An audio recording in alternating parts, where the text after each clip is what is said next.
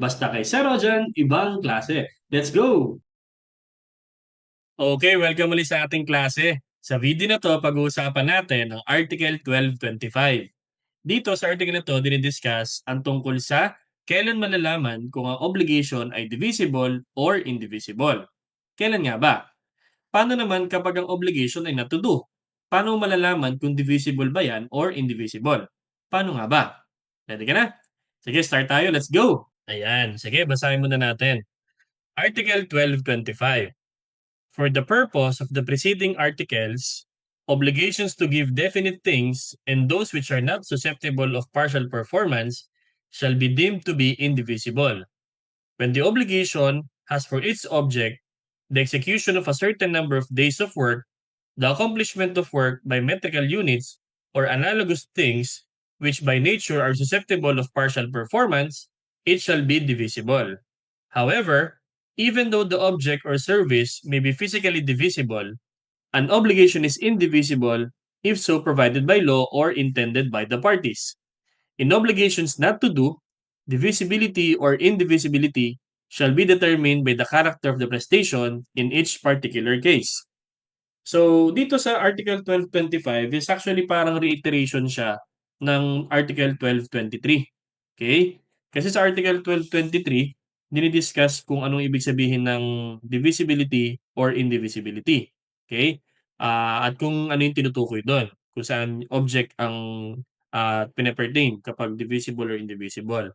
Pero dito, additional ano siya, kailan ba masasabi na ang isang object ay divisible at kailan ba sinasabi ng object ay indivisible? So, this is, kasi sabi, purposes of preceding articles. So, meron tayong discussion dito tungkol sa Article 1223. So, panoorin niyo yung lecture natin dyan. So, kailan ba masasabing indivisible? Okay? So, object deemed to be or obligation deemed to be indivisible. Indivisible. Okay? Yan. Sabi daw, kapag ang obligation mo ay to give definite things. Ito yung mga specific, no? To give definite things. Yan. Nakalagay dyan. Or kaya naman, those which are not susceptible of partial performance. Those which are not susceptible to partial performance. So, yan yun.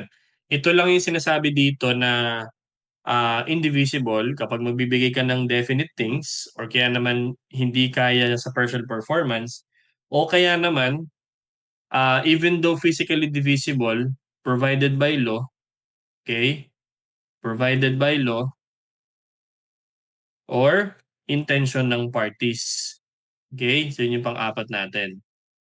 Intention of parties. Kasi halimbawa, physically kaya mo siyang hati-hatiin. Pero sinasabi ng batas na bawal installment ang pagbibigay. O kaya naman sinasabi ng parties na kahit kaya yang i-divide physically, pero hindi siya natanggap ng installment, dapat ay cash. So, indivisible ngayon yung obligation. Halimbawa, ano ba mga example natin ng bagay na ano, physically kaya mong i-divide siya, pero hindi hindi siya pinayagan. Halimbawa is pera, divisible ang pera, pagbabayad ng pera. Pero sabi ng parties, ayaw niya ng installment, gusto niya cash, so indivisible ngayon yun. O kaya naman yung merong isang delivery ng sack of rice, okay? Pero yung i-deliver niya 100 sacks. Ayaw niya ng pasampu-sampu kada delivery, gusto niya isang delivery lang.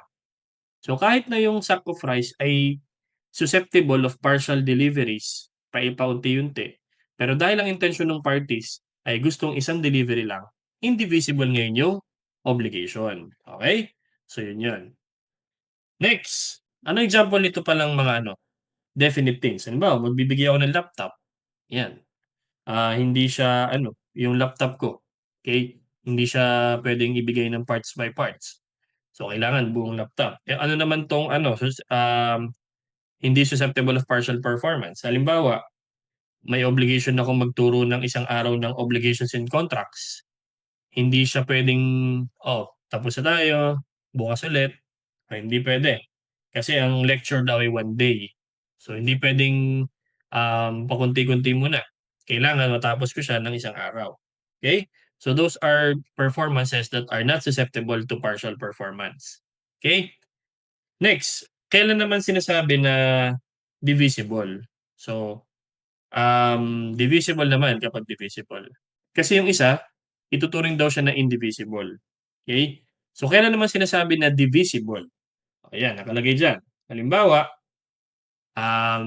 when the obligation has for its object the execution of a certain number of days of work. So kumbaga kaya siyang gawin ng araw, okey, by days, by the number of days. Execution of a certain number of days. Certain number of days of work. Halimbawa, um, obligation na linisin yung bahay ng 3 araw. So ibig sabihin, yung unang araw puwede siyang maglinis, pangalawang araw maglilinis siya, pangatlong araw maglilinis siya.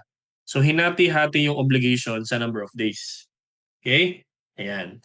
Pangalawa, okey, yung accomplishment of work by metrical units. Ito yun nakalagay dito. Accomplishment of work by metrical units.